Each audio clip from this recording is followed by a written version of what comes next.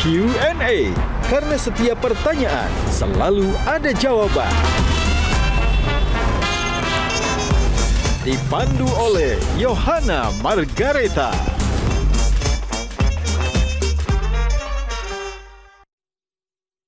Dipersembahkan oleh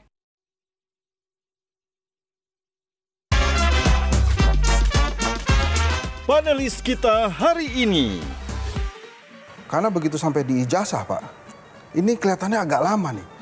Mesti telepon Roy Suryo dulu, ini asli atau tidak ini?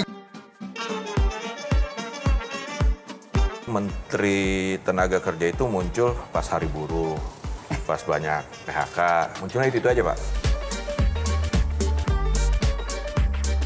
Tagline kabur aja gitu ya, itu sebenarnya memang kebutuhan di luar tuh banyak sekali yang berbasis skill. Jadi kalau ditanya sejauh mana efektivitas sidak yang dilakukan oleh Wamen, menurut saya so far itu cukup shocking begitu. Humas saya itu greget dengan saya. Pak Menteri ini bagus nih konten. Nah, saya bilang I don't care buat konten.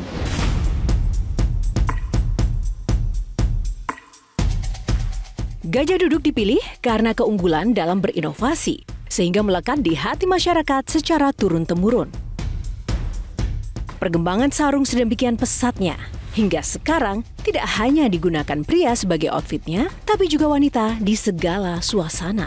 Sarung Gajah Duduk menawarkan kenyamanan yang sesungguhnya. Gajah Duduk hadir di setiap momen terbaik Anda. Sesuai dengan tagline kita, sarung Gajah Duduk adalah legenda Nusantara. Sarung adalah budaya kita, sarung adalah Indonesia.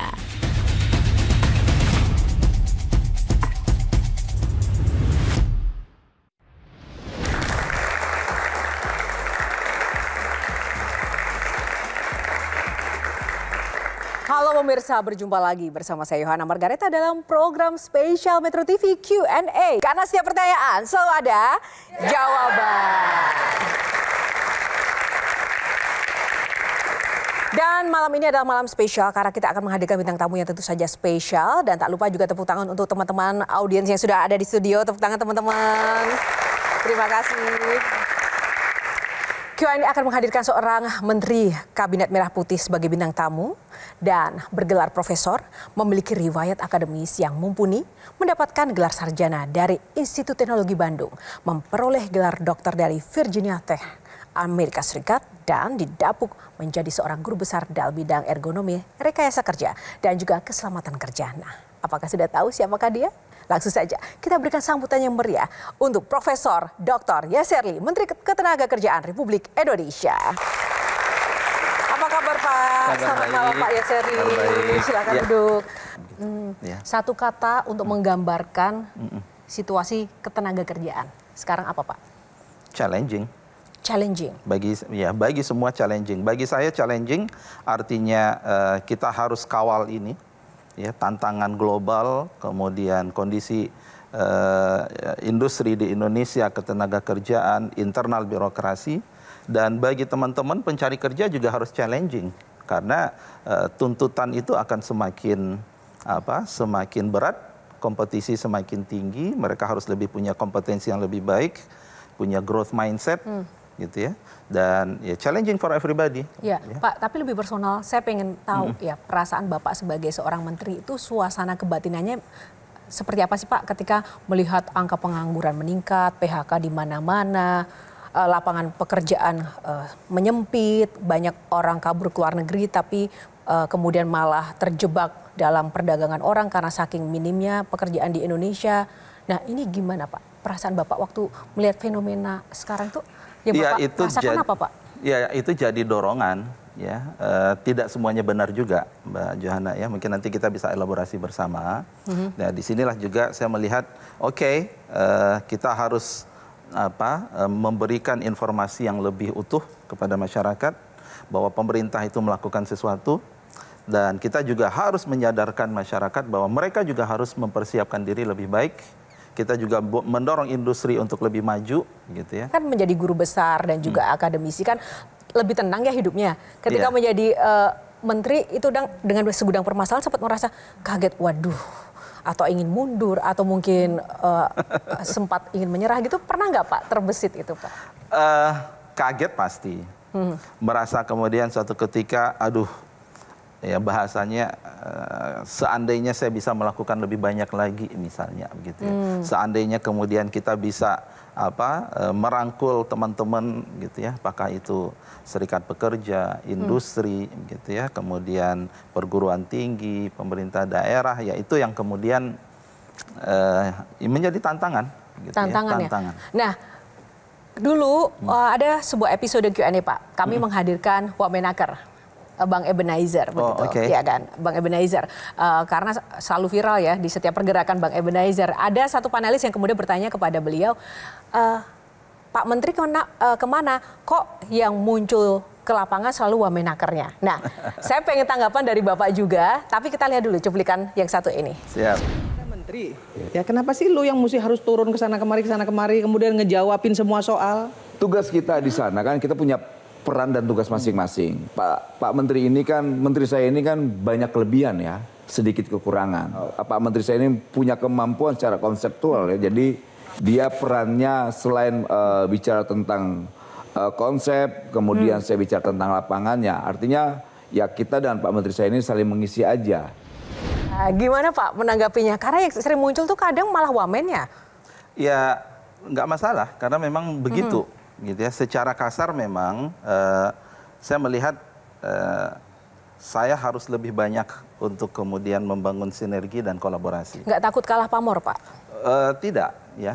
Tidak hanya saya Pak kali ini yang akan ingin menggali dan juga menghangatkan suasana Q&A kali ini. Ada sejumlah tamu spesial yang juga penasaran ingin bertanya-tanya tentang Bapak. Karena mereka juga menjadi pengamat Bapak selama ini dengan segala kiprah dan juga kinerjanya. Langsung saja ya, kita akan undang para panelis Q&A. Mbak Afiliani, tepuk tangan dong buat Mbak Afiliani. Oh dari Anda. Dan ada Mas Aris Fadilah, jurnalis senior Metro TV. Bang Henry Satrio, pengamat politik kita. Oke, Bang Hensat, salim dulu dong. Apa kabar? Oke, kalau khusus Bang Hensat nggak boleh duduk dulu. Berdiri di sini. Katanya ingin menyampaikan suatu pesan untuk Pak Menteri. Apaan? Itu kan? Jangan dong, kerja dulu nih. Nah kan harus pesannya dulu apa? Maju di Q&A. Ini serius nih, Jo? Serius? Coba langsung. Katanya kemarin tuh ada pesan-pesan khusus ini buat Pak Menteri. Pak, saya usul boleh ya? Bapak kan Menteri Tenaga Kerja. Dalam lamaran pekerjaan Pak, atau dalam syarat-syarat menerima pekerjaan, menurut saya harus ada dua Pak yang dihapus Pak. Yang pertama adalah mampu bekerja dalam tekanan Pak. Karena menurut saya itu double-double Pak. Kita hidup sudah dalam tekanan, kerja juga harus dalam tekanan. Jadi menurut saya itu berlebihan lah Pak syaratnya Pak. Senyum dong, tepuk tangan. Makasih ya. Harus begitu ya Pak ya. Bapak ini memotivasi sekali. Terus kemudian yang kedua Pak, menurut saya yang penting itu juga tolong dihapus berpenampilan menarik Pak. Karena nggak mungkin saya diterima terus kan Pak. Setiap kali saya ngomong diterima. Saking menarik Pak. Aduh Pak. Kalau sekarang banyak PHK Pak. Katanya alasannya sekarang adalah zaman menggunakan otak, menggunakan kecerdasan AI Pak. Akhirnya banyak di PHK Pak. Tapi menurut saya yang salah itu Kementerian Bapak. Kalau sampai kemudian yang tidak mampu menggunakan otak kecerdasannya ini harus di PHK. Nama Bapak itu Kementerian Tenaga Kerja. Harusnya Bapak ubah dong jadi Kementerian Tenaga dan Otak Kerja. Jadi yang lain juga otaknya ini dipersiapkan untuk kerja Pak. Ya. Lumayan ya. Lumayan Jo. Lumayan, bangga. Aku juga bangga. Nah, satu lagi nih Pak, nyerempet nih. Biasanya kita tuh kalau ngelamar pekerjaan kan Pak, di interview Pak. Biasanya itu kalau kita di interview Pak, langsung ke CV. Sekolahnya di mana, lulusan mana, pekerjaannya apa, kemampuannya apa, kemarin bertanggung jawab kemana. Terus ujung-ujungnya kan kemarin digaji berapa, sehingga gaji sekarang kan pastinya bisa dikasih lebih tinggi. Kelihatannya sekarang ini agak sulit Pak, sampai dalam interview itu kita sampai di level pengalaman kerjanya apa. Karena begitu sampai di ijazah Pak, ini kelihatannya agak lama nih. mesti telepon Roy Suryo dulu. Ini asli atau tidak ini jasa? Jadi kelihatannya agak lama Pak interview itu Pak. Gitu aja Pak ya. Ini kalau stand up comedy yang asli nggak perlu salaman. Kalau saya perlu salaman. Terima kasih, tepuk tangan dong Bang Hensa. Jadi kalau ditanya sejauh mana efektivitas sidak yang dilakukan oleh Wamen, menurut saya so far itu cukup shocking begitu.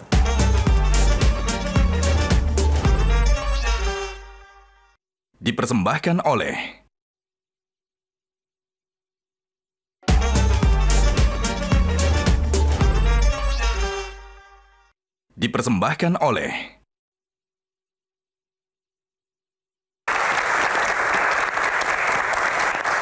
Ya, kembali ke Q&A pemirsa, masih bersama Pak Yaserli. Bapak mau nanya dong, Bapak pernah naik ojol nggak sih Pak?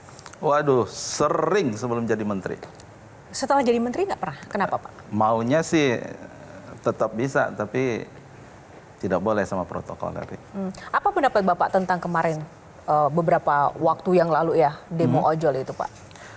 Jadi begini, kalau dari Kementerian Ketenagakerjaan, kita concernnya satu adalah kesejahteraan, kemudian yang kedua itu adalah perlindungan mereka. Ya, kesejahteraan ya terkait tentang upah yang layak, kemudian perlindungan terkait tentang perlindungan kecelakaan kerja, perlindungan kematian, perlindungan terhadap jam kerja, kemudian perlindungan terhadap waktu kerja, seterusnya. Kita concern kita ke situ. Nah, satu lagi sebelum saya lempar ke panelis Pak.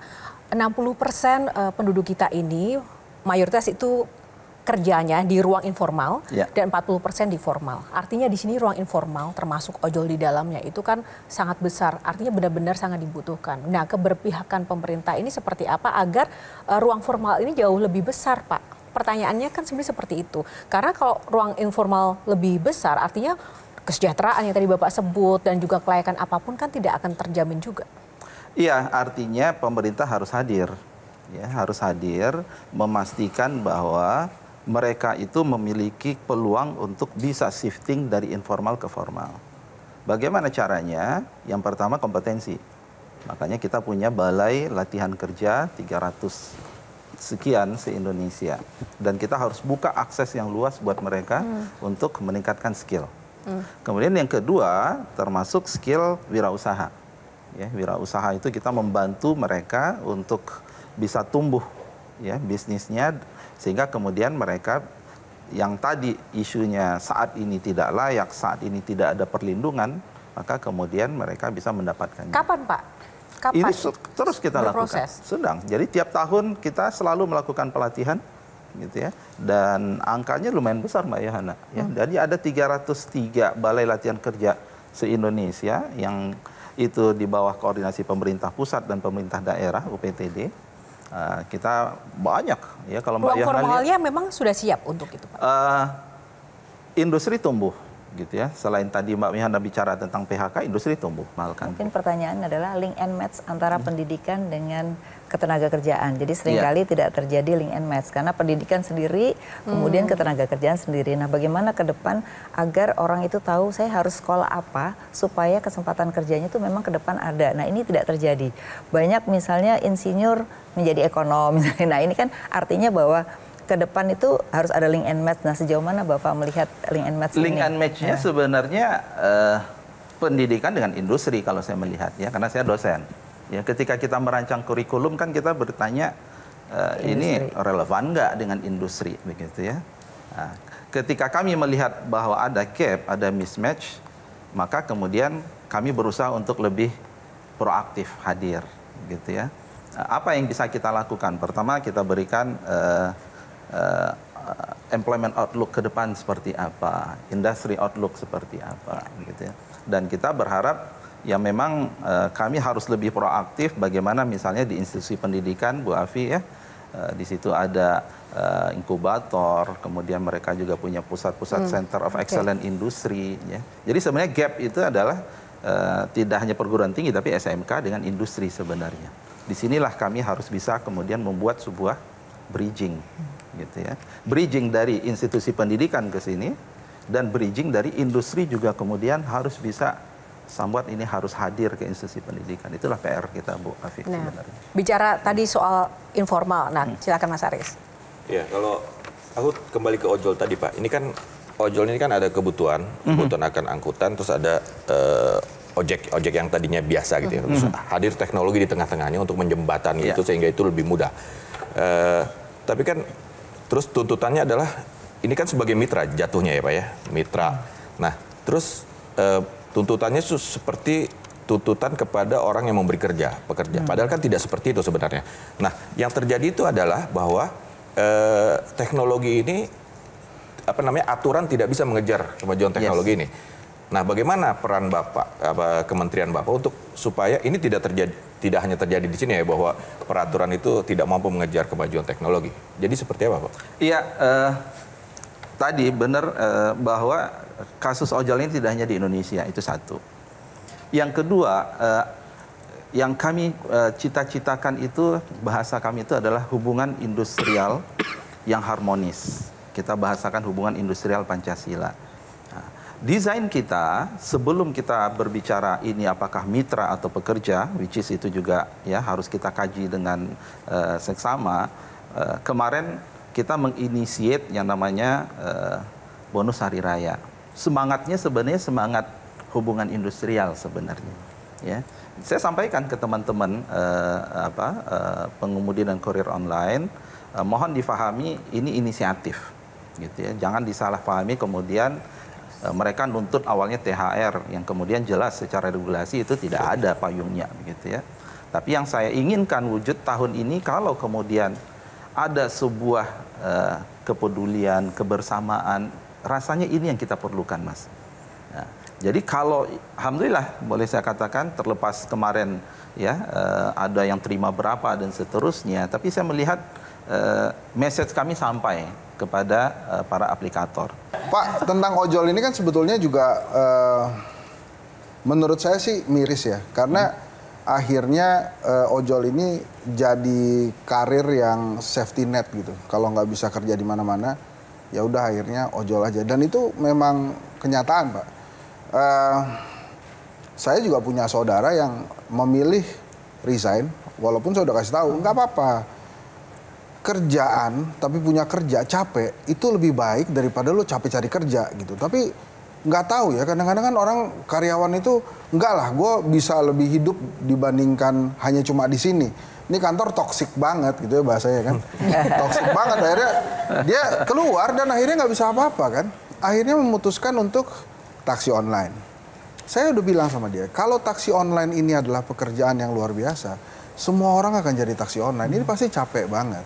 Yeah. Nah, tapi menurut saya pemerintah tuh justru seperti terima kasih dengan aplikatornya ojol atau takol ini, taksi online ini. Kenapa? Karena dianggapnya ini penolong saya nih. Janji kampanye yang mengurangi pengangguran ini kesampaian gara-gara ada aplikator-aplikator yang memberikan seperti pekerjaan baru. Jadi memang ojol ini sesuatu karena fleksibilitasnya. Apa kemudian yang kemudian bisa kita lakukan? Saya tadi mengatakan tetap artinya fleksibilitas itu kita jangan menganggap sebagai suatu yang sifatnya adalah ultimate. Dan teman-teman aplikator juga sepakat kok begitu ya, tidak ultimate. Nah, sehingga balik lagi tuntutannya itu adalah bagaimana pemerintah bisa hadir ya sesuai dengan amanat konstitusi itu. Ya, menyediakan pekerjaan yang layak kan, Bang Hersat ya. Tapi lega nggak Pak pemerintah dengan ada ojol ini, dengan ada aplikator-aplikator ojol ini? Tentu jangan bicara, artinya kita we are doing our best ya, dalam artian tadi ya hari ini kita lakukan job fair. Ya, kemudian kita monitor terus ke kawasan ekonomi, kawasan industri. Gimana nih? Ya, ada nggak perkembangan terkait tentang rekrutmen seperti apa? Kemudian minggu lalu saya ke Kementerian SDM, ya gimana sih rencana besar hilirisasi kita? Karena kita juga ingin investasi itu datang dengan pertimbangan konsideran terkait dengan tenaga kerja, dan itu harus disiapkan. Pak, kenapa Bapak kemarin mengeluarkan peraturan melarang menahan ijazah sih bagi perusahaan? Bukankah itu juga diperlukan ya Pak untuk menjaga komitmen karyawan? Ya nyambung tadi, artinya Mbak begini Mbak. Permasalahan mendasar kita itu adalah, bahasa saya adalah value. Itulah ya, culture ya Bu Afi ya. belum ada suatu harmonisasi bahwa memang pengusaha dengan pekerja seharusnya mereka itu satu tim. Nah, tinggal kita bicara dan ini kompleks se-Indonesia dengan sebarannya sedemikian rupa, maka kemudian sidak yang dilakukan oleh Pak Wamen, ya saya belum aja ini, itu kemudian menjadi suatu shock terapi, gitu ya, sehingga kemudian sadar, ternyata nggak boleh begini ya. Ternyata kami itu punya hak loh. Ijazah itu sesuatu yang kemudian nggak boleh ya dengan sewenang-wenang ditahan, kemudian mereka tidak bisa untuk menggunakannya untuk mendapatkan pekerjaan lain, melamar ke pekerjaan lain, gitu ya. Jadi ini semua puzzle ya, program strategi kita bangun bersama untuk mengurai kompleksitas itu tadi sebenarnya. Jadi kalau ditanya sejauh mana efektivitas sidak yang dilakukan oleh Wamen, menurut saya so far itu cukup shocking begitu. Nah, job fair kami sekarang sejauh mana isu terkait tentang apakah peluang mereka bisa diterima, kesimpulan kami sementara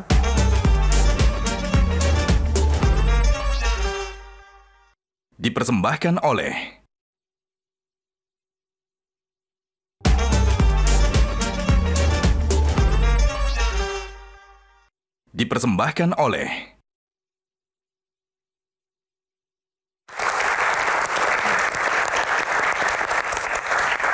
Ya, kembali di Q&A, Pak. Menjadi Menaker kan berat ya. Karena kemarin juga Pak Wamen, Pak Eben juga kita tanya, kalau boleh milih jadi Wamenaker atau jadi apa nih di kementerian? Pilihnya pariwisata, karena lebih santai, bisa jalan-jalan. Kalau Bapak dikasih pilihan, setelah jadi Menaker, ada nggak kebayang? Memilih menjadi Menaker yang sukses lah ya. Tepuk tangan. Boleh ya? Kan tidak boleh. Sukses dalam artian bisa memenuhi harapan dari masyarakat ya. Ya, betul sekali. Nah, bicara soal sukses kan teman-teman di luar sana itu juga ingin bekerja agar sukses hidupnya. Tapi di Indonesia itu banyak sekali syarat-syarat pekerjaannya. Kita coba ingin tahu ya Pak, syarat-syarat pekerjaan kalau melamar kerja di Indonesia dibandingkan mungkin di luar negeri itu seperti apa? Kita coba tampilkan dan saya pengen tanggapan Bapak seperti apa. Nah, perbedaan lowongan kerja di Amerika dan Indonesia. Nah, ini misalnya looking for video editor, ada Premiere, After Effects. Nah ini kalau di Amerika nih Pak, kalau di Indonesia bisa ada Premiere, After Effects, digital marketing, social media, menguasai bahasa pemrograman, memiliki jiwa kepemimpinan dan good looking. Nah komentar Bapak ini gimana Pak? Ya mungkin ini sampel ya kalau saya lihat, dalam artian ada orang yang menuliskan job requirement itu spesifik, ada yang tidak ya. Jadi artinya pasti perusahaan itu dia sudah memiliki sekian persyaratan skill yang terkait tentang teknikal dengan yang soft skill. Tapi nyata loh Pak, kadang ya nggak sih teman-teman ya? Ya kan? Ya teman-teman, wah ini paling kenceng nih teman-teman mahasiswa. Requirement-nya itu banyak banget, bahkan ada dari tinggi badan lah, berat badan, bahkan good looking itu menjadi sebuah hal yang prioritasnya nggak Bang Hinsa? Iya kan? Makanya kan saya tadi bilang, saya kan nggak bisa diterima di mana-mana dong, hanya satu tempat. Nah, Mas Arief, benar nggak Mas Arief? Soal syarat-syarat ini di Indonesia faktanya banyak seperti itu ya Mas? Ya, faktanya seperti itu Pak memang. Nah, saya penasaran tadi Pak soal job fair. Yes. Apakah job fair yang banyak sekarang ini, itu hanya sekedar, mohon maaf, terlihat gimmick, banyak lowongan? Benar-benar. Atau ada mekanisme itu dievaluasi? Berapa sih yang keterima, dilihat gitu, ada laporannya. Jangan-jangan, mohon maaf, itu hanya seolah-olah etalase banyak lowongan. Ya. Karena ada yang menjanjikan lowongan itu akan banyak gitu. Ya, jadi sebenarnya kita itu sudah punya platform siap kerja. Ya, adik-adik juga harus tahu ya. Jadi itu platform siap kerja, itu Labor Market Information System. Ya, yang ada undang-undang yang mewajibkan perusahaan itu untuk menyampaikan informasi terkait tentang lowongan pekerjaan sebenarnya, dan kita mengencourage semua ya pencari kerja itu untuk register di situ. Sekarang ini sudah berapa juta begitu ya, dan kita harus tingkatkan. Sehingga sebenarnya job fair itu adalah event yang harusnya ini bisa kita lakukan online. Gitu ini ya. offline-nya gitu. Kita buat offline-nya biar kemudian mereka hadir ya ada terlihat pemerintah hadir, dan itulah saat kita memberikan edukasi. Job fair kami saat ini tidak hanya job fair gitu saja. Situ ada konseling terkait dengan karir, ada talk show, kita memberikan edukasi kepada masyarakat, kemudian help desk, ya. Ada isu nggak mereka register terkait tentang platform kami. Dan platform Siap Kerja kita itu untuk mencari lowongan pekerjaan, untuk pelatihan kita sebut dengan skill hub, ada career hub tadi untuk kemudian lowongan pekerjaan, kemudian ada biz hub untuk kemudian kewirausahaan, dan ada serti hub. Ini sedang kita kembangkan. Jadi di dalam itu terintegrasi semua bagaimana teman-teman itu proses bisnis mulai dari mencari pelatihan, dia kemudian dapat sertifikasi, mencari kerja, kemudian sampai kepada wirausaha. Datanya ada, gitu ya, dan kita selalu melakukan evaluasi efektivitasnya seperti apa. Jadi real dan nyata ya Pak ya? Maaf nih Pak ya. Saya sering sekali bicara dengan teman-teman yang kerjanya itu di jalan Pak. Jadi tukang bakso loh, tukang mie ayam, ada tukang jamu dan lain-lain. Menurut kita di sini kan teknologi itu membantu kita Pak ya. Yes. Tapi banyak juga rakyat kita Pak. Teknologi itu bisa membunuh mereka loh Pak. Jadi maksudnya banyak yang tidak ready dengan teknologi yang ada. Bahkan punya smartphone yang canggih aja mereka nggak bisa. Beli data mereka nggak bisa.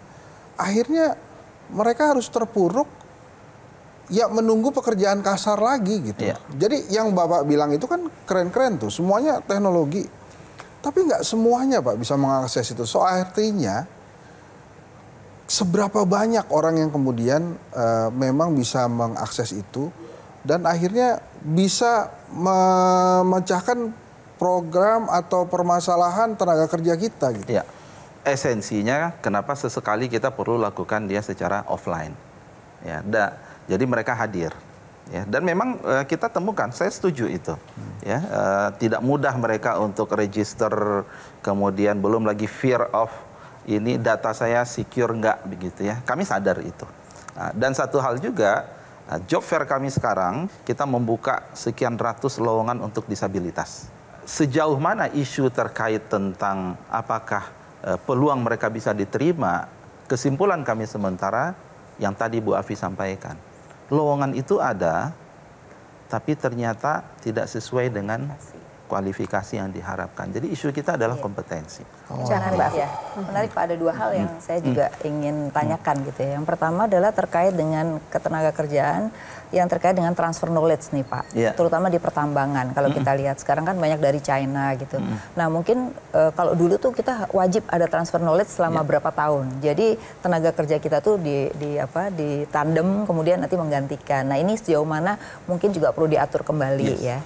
Yang kedua terkait dengan ini Pak, tagline kabur aja gitu ya. Itu sebenarnya memang kebutuhan di luar tuh banyak sekali yang berbasis skill gitu. Nah sebenarnya kan kita bisa G2G Pak ya. Saya rasa ini juga satu hal yang menurut saya perlu dikembangkan karena permintaan petani di Jepang tuh luar biasa banyaknya dari Indonesia. Tapi sekarang masih ilegal gitu. Nah kalau itu jadi legal menurut saya pendapatan orang kita jadi lebih tinggi. Gitu. Dua hal itu Pak.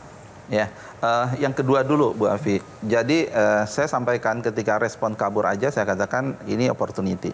Ya, jadi bagaimana tantangan kita menyiapkan. Kalau pengiriman pekerja migran kan sudah ada kementerian sendiri, kami fokus di magang.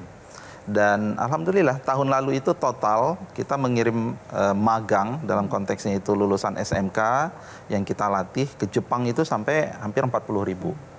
Dan sekarang kita targetnya lebih besar lagi. Ya, mereka kita latih sekian lama termasuk bahasa, kemudian kita kirim 3 tahun, maka kemudian mereka kembali. Jadi itu program kita dan menjadi satu inisiatif yang menurut kita memang harus kita seriuskan. Dan kami membangun kerjasama dengan negara-negara lain, tadi namanya itu adalah magang sebenarnya. Magang dalam konteks ini continuation dari balai pelatihan yang ada, kemudian mereka praktek di luar negeri, sehingga tantangan kita adalah ketika mereka kembali nanti strateginya seperti apa. Seberapa besar itu bisa menjawab masalah tenaga kerjaan signifikan, Pak? Signifikan. Dalam artian kan, luar negeri sangat besar. Artinya itu juga kalau kita bicara pekerjaan yang layak itu sudah sangat oke sebenarnya. Ya, jadi itu jadi tidak bisa juga kita cuma punya satu jawaban untuk sekian permasalahan kita yang kompleks begitu ya. Jadi memang harus kita banyak intervensi-intervensi. Dan yang pertama tadi lupa saya ya. Yang itu Pak, transfer knowledge daripada transfer knowledge. sektor tambang itu agak ini kurang. saya memang harus akui kita belum ketemu solusinya, gitu ya. Jadi kalau terkait tentang administratif itu sudah berjalan, ya bahwa setiap izin tenaga kerja asing itu harus ada RPTKA-nya, rencana penggunaan tenaga kerja asing itu harus clear.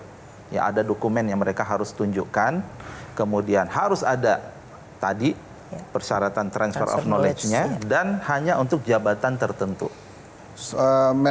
Kemenaker itu sebaiknya juga kerjasama sama Ormas, Pak. Soalnya begini, Pak, Ormas itu terima anggota gampang, Pak. Penyaluran kerjanya juga gampang Ini mereka, bukan Pak. stand up comedy ya? Enggak, bukan, ini serius ini, Pak. Jadi karena Ormas itu, saya kenal beberapa ketua, Pak. Jadi mereka itu memang terima anggota, pakai CV itu, Pak, tulis tangan. Kemudian setelah itu, dia salurkan, Pak. Ke tempat parkir A, tempat parkir B, jaga lapangan A, jaga lapangan B. Maksud saya, Pak, kenapa mesti kerjasama dengan Ormas? Supaya si anggota Ormas ini juga mengetahui lingkup ketenagakerjaan di Indonesia itu seperti apa. Hak dan kewajiban, Pak. Maksud saya, hak lu adalah dapat gaji, kewajibannya menjaga, tapi nggak ada hak malak gitu, nggak ada. Jadi maksud saya, karena kan ini semua lini harus dilibatkan ya Pak dalam tenaga kerjaan. Dan Ormas itu menurut saya salah satu pemberi pekerjaan yang lumayan banyak loh Pak. Serius nih Pak, beneran. Ini Bapak ngobrol deh. serius banget. Iya, Bapak ngobrol deh sama Ormas-Ormas itu, mereka terima anggota dan menyalurkan pekerjaan Pak. Nah, gimana Pak usulan Bang? Ya, lapangan pekerjaan itu kan ada di industri sebenarnya. Ya, berarti Ormasnya kan perantara ya sebenarnya. Ya, itu aja sih komentar. Menteri Tenaga Kerja nih. Pak, saya belum kerja Pak. Ini CV saya Pak. Apa yang akan Bapak bilang ke orang itu Pak?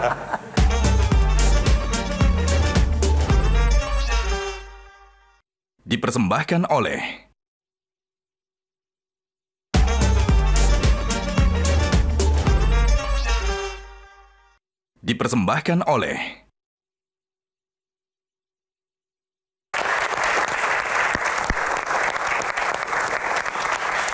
Terima kasih kembali ke Q&A pemirsa. Bapak, sebelum kita bincang-bincang seru lagi ya dan mendengarkan usulan para panelis yang unik-unik tadi, kita mau pilih box dulu Pak. Di dalamnya ada pertanyaan yang Bapak harus jawab. Yang pertama, pilih box nomor berapa?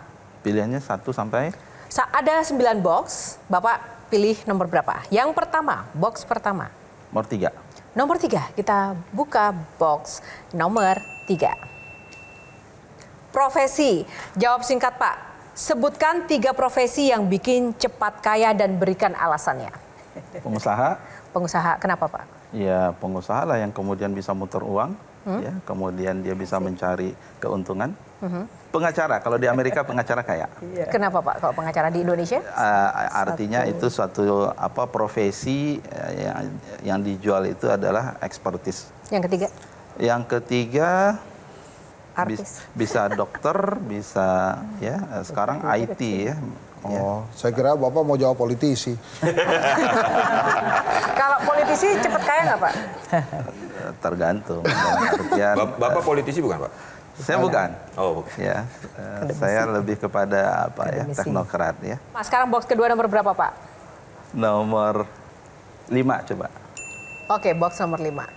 Nah, box nomor 5 pertanyaan cepat, silahkan dipilih ya Pak pertanyaan. Yang pertama, menteri atau pendidik? Pendidik. Cari kerja apa lanjut S2? Wow. Bisa dua-duanya. Pilih salah satu Pak. Yang paling realistis Pak. Ya. Input buat adik-adik juga nih. Cari kerja atau lanjut S2? Kalau adik-adik punya passion dalam dunia pendidikan, kemudian ada kesempatan S2, ketika tidak ada kesempatan, cari kerja. Oke, baik. Saling berhubungan. Boleh ya begitu ya? Boleh. Bapak emang harus terlihat bijak Pak di acara. Harus Pak. Oke, naik ojol atau jalan kaki? Wah, pertanyaannya yang berat ya. Kalau jauh naik ojol, kalau dekat jalan kaki. Kita jauh dekat nggak ada masalah Pak. Naik ojol atau jalan kaki? Jauh apa dekat? Jauh apa dekat berarti naik ojol berarti. Tetap naik ojol ya? Iya dong. Kayak kalau jauh saya paksa jalan kaki, repot saya. Tapi kalau dekat saya paksakan naik ojol nggak masalah. Oke, boleh nggak ya? Boleh. Kenapa Bang Hisat agak tertegun dengan jawaban Pak Menteri? Ya, saya nggak tahu ya aslinya Pak Menteri gimana, tapi hari ini bijak banget gitu. Loh, memang sebelumnya Bapak nggak bijak? Enggak, saya tuh stand up pertama kali tadi sampai hari ini sampai saat ini masih merasa bersalah saya karena bijak banget gitu. Berkaitan dengan pertanyaan saya nih Jo, menurut Pak Menteri popularitas itu penting atau tidak? Bagi saya lebih kepada hasil. Bahkan begini, teman-teman humas saya itu greget dengan saya gitu ya. Oh gitu. Pak Menteri ini bagus nih konten. Nah, saya bilang I don't care buat konten. Gitu bukan menteri konten. Oh bukan menteri konten. Bapak bukan menteri konten ya Pak? Enggak, bagi saya ketika kita melihat tantangan saat ini begitu ya, ya nggak usah lah gitu ya. Kita fokus pada kerja gitu ya. Dalam artian kita sudah all out bekerja ini juga kita melihat kita merasa belum banyak yang bisa kita lakukan. Tapi kalau jadi menteri konten katanya bisa menghemat efisiensi anggaran promosi. Bapak setuju nggak? Misalnya nih suka bikin konten kan lumayan tuh Pak. Iya, kalau kontennya kan harusnya kontennya program ya. Ya, bukan lebih kepada individual. Jadi yang harus kita berikan message-nya itu konten terhadap program sehingga kemudian masyarakat itu paham. Ada optimisme gitu ya. Jadi kalau boleh kasih ini sama Bapak. Oke. Saya mengatakan bahwa menterinya harus kayak gini. Yang sudah selesai dengan dirinya sendiri. Nah, itu Pak Prabowo harus. Saya tanya. Oke, boleh. Ini konkret nih Pak. Ini konkret kejadian nih. Misalnya nih terjadi ya. Bapak lagi jalan-jalan di mall nih Pak. Ada yang lihat Bapak, Menteri Tenaga Kerja nih. Pak, saya belum kerja Pak. Ini CV saya Pak. Apa yang akan Bapak bilang ke orang itu Pak?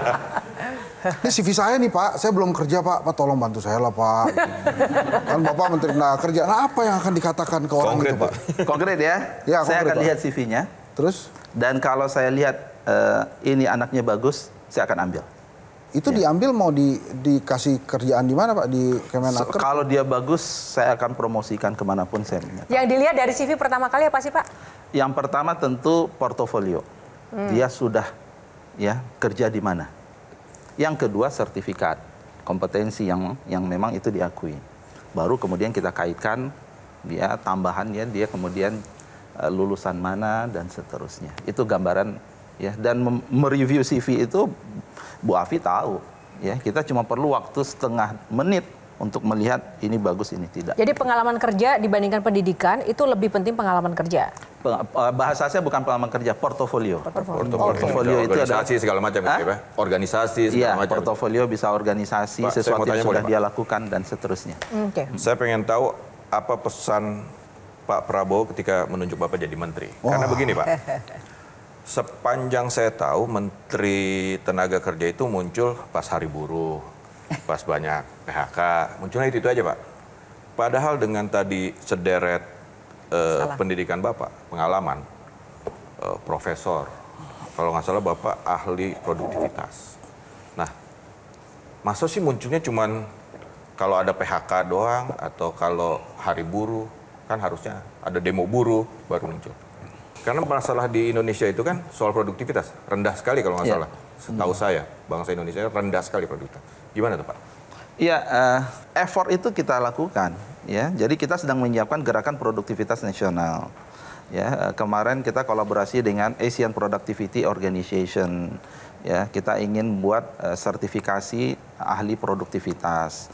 Saya merangkul beberapa asosiasi yang kemudian bisa bantu kita. Kita buat productivity talk, ya dalam artian edukasi kepada masyarakat. Kemudian kita sedang menyiapkan bagaimana Center of Productivity itu ada di kampus dan seterusnya. Kita punya lembaga produktivitas nasional yang siap kita launching. Itulah kerja-kerja yang mungkin yang bagi saya ini harus saya langsung yang kemudian handle. Dan Pak Wamen tadi lebih banyak dia melakukan ya komunikasi, inspeksi, kemudian langsung kepada aksi yang sifatnya ini. Bagaimana Bapak melihat produktivitas ASN di Indonesia? Ya, so-so. Kok so-so Pak? Ya, Itu kan ASN. partai. ASN. Iya, termasuk partai saya. ASN. Termasuk di tempat Bapak? Saya sadar. So-sonya itu 1 sampai 10 berapa, Pak? Nggak usah dipaksa. So-so itu dalam artian kita punya PR besar. Ya, punya Bapak PR menyentuh besar. itu juga? Saya setuju. Artinya jadi gini, ketika kita ingin membangun produktivitas itu sekian sistem harus kita bangun. Mulai dari performance manajemennya, performance measurementnya, kemudian karirnya, talentanya, dan belum semua kementerian, apalagi kita bicara instansi daerah, sudah memiliki maturitas seperti itu. Jadi kalau skala 5 mungkin maturitas sekitar 3 gitu ya. Nah, tapi tadi kompleksitas kita yang banyak ini kan kita harus keluar dengan strategi yang mana dulu mau intervensinya, dan kita punya waktu yang terbatas. Sehingga kami itu akan masuk fokus ke, nanti Bu Afi mungkin boleh koreksi, kita akan masuk ke industri menengah. Ya. Silakan pertanyaan terakhir Bang Hensat. Saya tanya politik nih Pak. Tolong bawa bersiap nih Pak. Pak, misalnya malam ini Bapak denger nih kabar wamen Bapak bakal di reshuffle besok pagi. Yang Bapak lakukan apakah pasrah saja atau Bapak tergerak bertemu dengan Pak Prabowo menahan supaya wamennya tidak di reshuffle, atau Bapak alhamdulillahirabbil alamin? Yang mana Pak? 3 pertanyaan itu. Jawab deh Pak. Tapi jangan jawab itu prioritas presiden ya Pak ya, itu bosen Pak, bosen. Kira-kira apa Pak? Itu udah dijawab itu ya. Tentu ya kalau apa yang dilakukan malam itu segera, ya tentu menurut saya kita tentu boleh bertanya alasannya apa gitu ya. Ke Pak Prabowo Pak. Ya, ke siapa ya di situ ya, artinya apa, kemudian kalau saya diminta diberi pertimbangan, kita berikan pertimbangan, kemudian tentu itu dikembalikan kepada. Akan Bapak bela Pak wamen? Kan maksud saya Bapak kan nggak milih wamen Pak, itu dikasih gitu. Apakah akan dibela Pak? Selama ini kita melakukan kerjasama yang baik dengan wamen. Masalahnya kenapa mengangkatnya spesifik wamen? Ya Contohnya kan, sebagai objek kan reshuffle. Pertanyaan saya gitu. Saya mau tahu pasti kan ada gini dasarnya loh. dong, kan ahli Iya gini.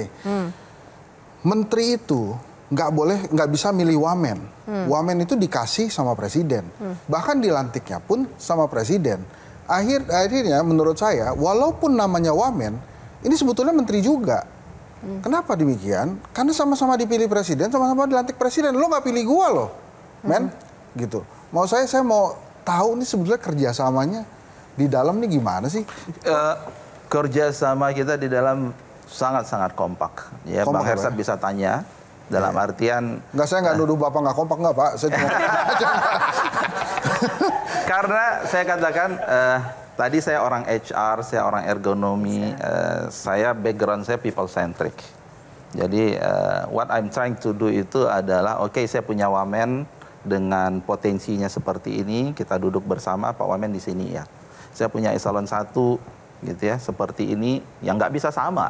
Artinya harus kemudian spesifik kepada individu yang bersangkutan. Ini leadership saya. Saya kemudian ini dengan wamen enggak gitu ya. Jadi memang kita dari awal, dan syukurnya kita memiliki dua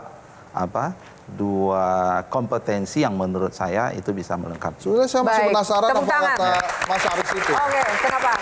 Singkat apa saja. sih yang disampaikan Pak Prabowo ke Bapak tuh? Apa waktu manggil ya, Menteri disampaikan apa yang disampaikan Pak? Itu belum dijawab tadi kan ya? Ya, singkat saja Pak. Singkat saja. Ya, Pak Presiden waktu itu menyampaikan tantangan ketenagakerjaan. Dan memang isunya itu adalah terkait tentang penyiapan SDM. Ya, jadi peluang-peluang kerja itu banyak. Ini salah satunya aja, nggak perlu semuanya ya Bang. Peluang-peluang kerja itu banyak ya di industri pariwisata dalam dan luar negeri. Dan beliau berharap kita bisa menjawab itu dengan penyiapan SDM. Jadi lebih penyiapan SDM. Langsung spesifik tentang kerja ya Pak ya? Itu tentang pekerjaan. Terima kasih. Sama-sama. Prof. Yaserli sudah berkenan berbagi di Q&A. Demikianlah episode Q&A kali ini. Semoga dapat memberikan inspirasi dan juga menambah pengetahuan bagi Anda semua yang menonton Q&A pada malam hari ini. Terima kasih juga untuk Sarung Gajah Duduk Legenda Nusantara yang ada tulisan Arabnya yang telah menyediakan baju yang saya kenakan pada episode kali ini. Terima kasih atas kebersamaan Anda. Saksikan Q&A di episode selanjutnya. Karena setiap pertanyaan selalu ada jawaban. Sampai jumpa. Terima kasih, Pak.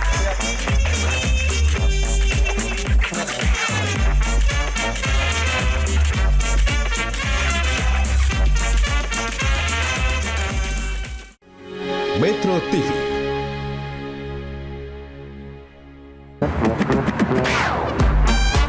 Q&A, karena setiap pertanyaan selalu ada jawaban. Dipandu oleh Yohana Margareta.